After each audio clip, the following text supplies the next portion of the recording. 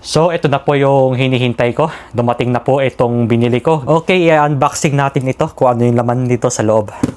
Ayan, ito pa yung tunog niya. At ito. Ay, dumating ang ating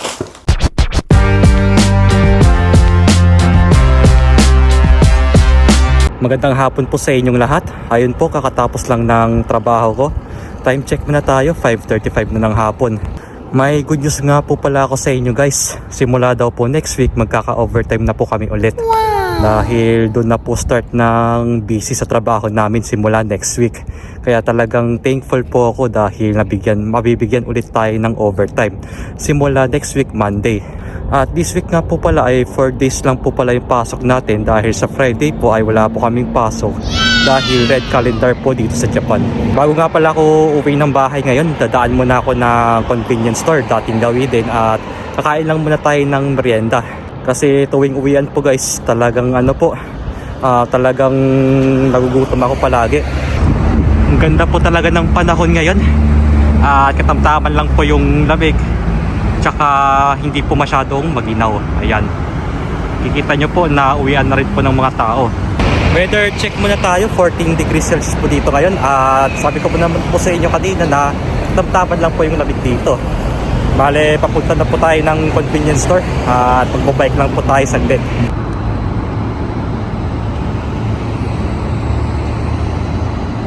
Okay po. Dito ako sa loob ng Family Mart ngayon. At nakabili ako ng merienda natin ngayon, itong chicheria. Isa po ito sa paboritong chicheria dito sa Family Mart. Itong spicy tacos. Ayan po yung flavor niya. Manghang po ito at saka masarap po. So bali wala ring tao dito kaya nakaupo tayo dito ngayon. So kain na tayo bago tayo umuwi. Sarap guys. Sarap ng chicheria na to.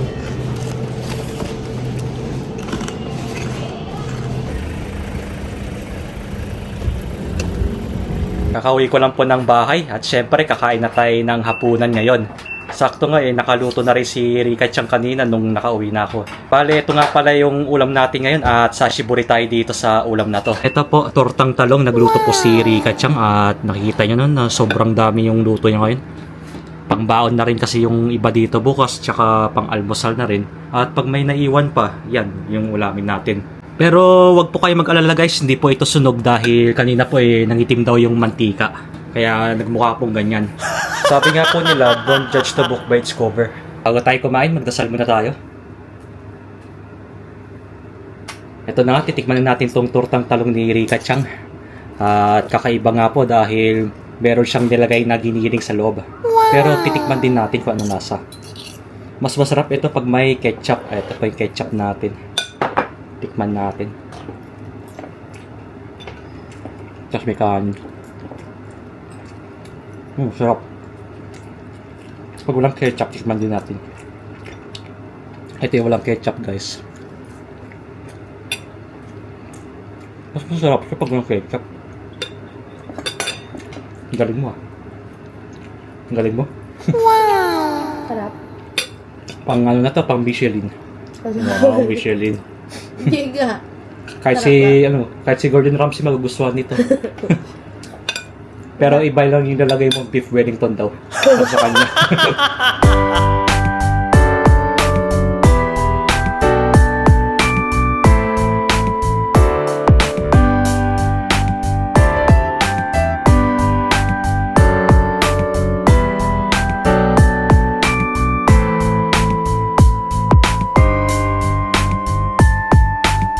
Time check muna po tayo. 7:10 na po na ang gabi at may magpapa-shoutout nga pala ngayon. Ito po, shoutout po sa inyo Sir Maestro Yonyonji, ang pinakamagaling na pianist ng Malibay, Pasay City. Ayun po, thank you po sa panonood ng aking vlogs. At shoutout na rin po sa inyo Sir Tortang Telong aka Tortang T. Ayun po. Thank you po sa suporta ninyo sa akin at God bless you po. Sa mga gusto pong magpa-shoutout dyan, mag-comment lang po kayo dito at sa mga may katanungan din po, mag-comment lang din po kayo dito at sasagutin natin yan sa susunod na mga vlogs natin. So, ito na po yung hinihintay ko. Dumating na po itong binili ko galing sa Amazon. Ang tanong, ano ang nasa loob ng box na ito? Tara, buksan po natin. Okay, i-unboxing natin ito kung ano yung laman dito sa loob. Ayan, ito pa yung tunog niya. Mukhang magaan lang po sa loob pero makikita po natin kung ano yung nasa loob nito. Ito na, may gunting tayo dito. At paano buksan to? Dito na natin siya, dito na natin siya tirahin. Ayan. Dahil alam ko po sa inyo, yung iba po sa atin meron ng ganitong gamit. Yung iba lang po pero hindi po karamihan. Ayan. Hirap lang siya buksan dito na lang. Yeah, tigas. Ayan. Ito po, buksan na natin. Bali, yung nasa loob dito, papel pa lang. At ito. Ay, dumating ang ating Kodak camera. Or tinatawag natin na mini camera natin. So, yung iba po sa atin, alam po ito kung anong nasa loob nito. Ito nga pala yung tawag dito guys, itong Kodak Cardera.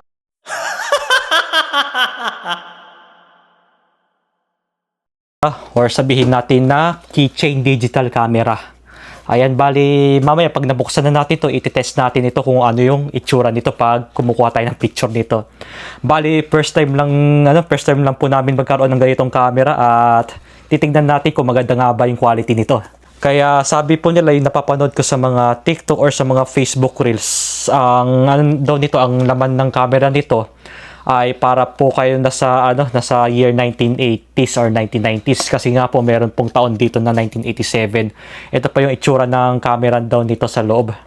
Kaya pag kukuhanan natin ito mamaya, magka-camera test tayo kung totoo nga ba or kung ganun nga ba yung itsura na parang 90s. So, bale, hindi natin alam kung ano yung itsura dito sa loob at ito po yung mga chance na makukuha natin. Kung ganitong kulay ba, ito. Tapos ito. Tapos meron ding question mark. Hindi natin alam kung ano yung laman dito kung makukuha natin ito.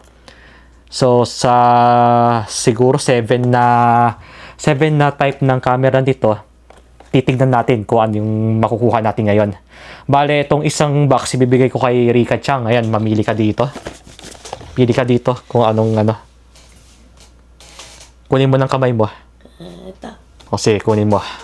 Ayan, so bali ito po yung sa akin. At yung isa po na kay Rika Chang.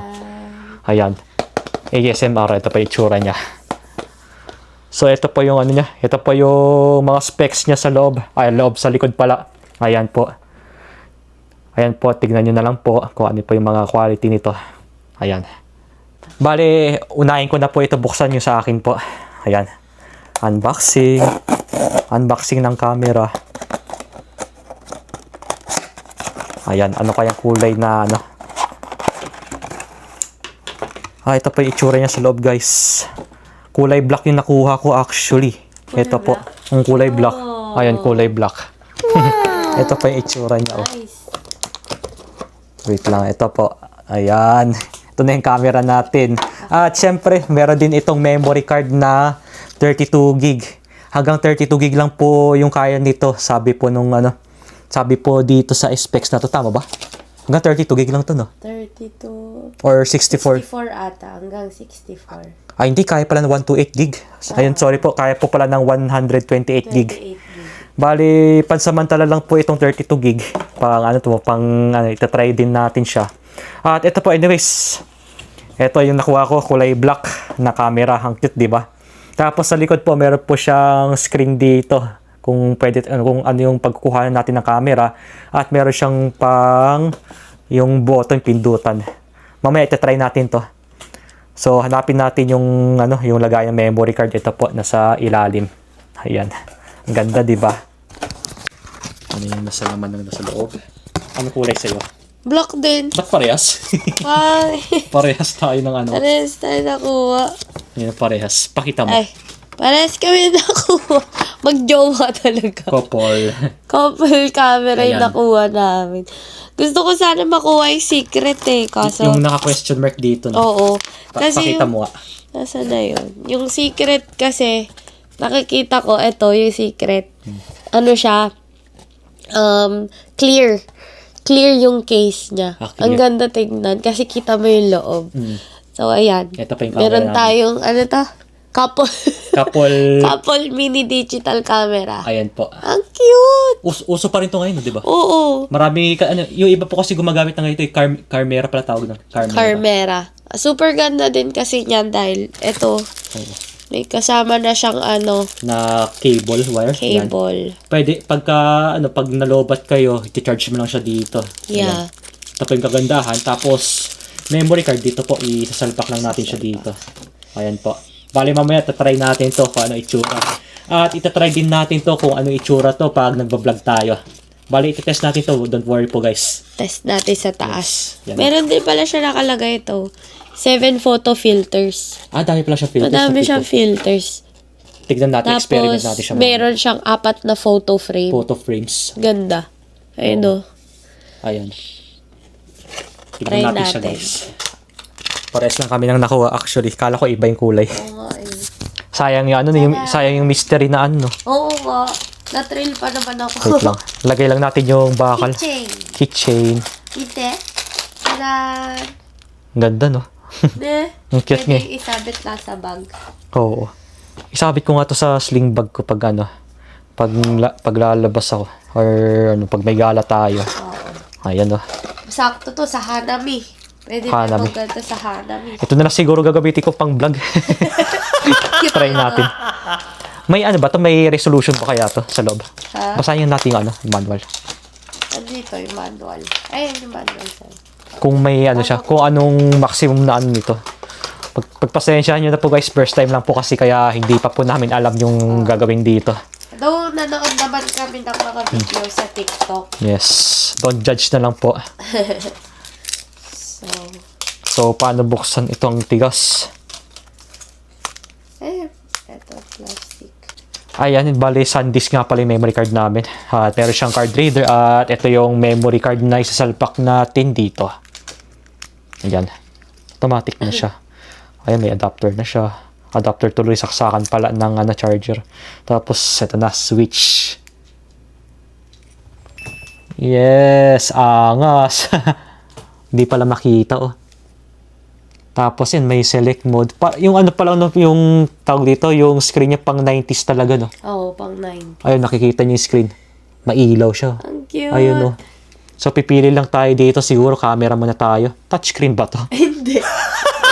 Tapos, click Up yung... and down. Up and down. Sa camera, saan i... Ito Dito, yung up and down. Isi-select ko to. Ito yung select. Tapos select Ayun. yung... So, ito po yung camera nyo. Bale, ayan. Ang ganda, no? Try mo ako picturean. Wait lang. Isa pa, picturean mo pa ako, isa pa. Teka, Bale, papakita natin sa kanila yung itsura ng picture ko. Ha? Baka may pagbabago sa itsura natin ng 90s.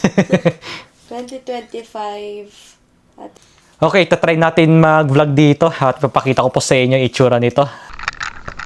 Ito nga yung itsura ng natin, yung tawag dito, Kodak Keychain Digital Camera or Carmera. Ito po, ano pong masasabi nyo dito guys? Kung mukhang 90s pa po ba itong natin, itong video natin ngayon? Or talagang talagang sobrang ganda po at para po tayong buwabalik sa pagkabata pag ganito yung yung picture natin or yung video, di ba? Eto, bale, susubukan natin ito sa labas kung maganda nga ba kahit madilim. So tara, samahan niyo po ako. Okay, bale, ito yung gamit nating camera ngayon guys. Itong natin, Keychain Digital Camera. Ay, nakikita nyo naman po na malinaw naman po kahit na ganito yung camera na gamit natin sa pagbablog. And tapos itututok ko lang sa mukha ko kung maliwanag pa rin ba or gwapo pa rin ba tayo. Okay. Ito na po yung itsura ng mukha ko. May pagbabago pa po ba? At ito. Okay naman po to para sa akin at talagang napakaliit. Sobrang cute kaya nakabili kami ng ganito. Ayan o. Lakad lang tayo konti dito. Talagang ang angas tong camera na to kahit na sabihin natin na luma. Talagang vintage.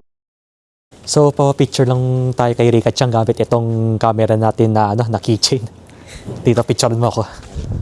Yan. Cheese. 1, 2,